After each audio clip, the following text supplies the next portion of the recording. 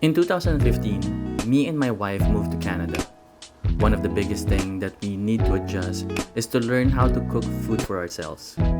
Sa Pilipinas kasi, meron kaming kasambahay and we never learned how to cook. Pulos prito at instant food lang ang alam ko. Something I should have learned since bata. Life skill kasi siya eh.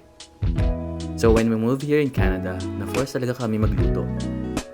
Buti na lang, accessible na ang lahat ng information ngayon sa internet. Thankful ako sa YouTube University dahil dun din ako natuto magluto. Naalala ko pa nga, nung una ay medyo maalat sobrang luto ko. Kaya sayang lang yung pagkain. Pero through time and practice, natuto din ako magluto. And I found out that cooking makes me happy. It helped me relax, especially pag stress ako sa work, sa kapag may topak si misis. Oops, joke lang yon. Kaya, yun, napag-decidean ko na i-share ang mga natutunan ko rin. So sana mag-enjoy kayo sa mga popost kong videos.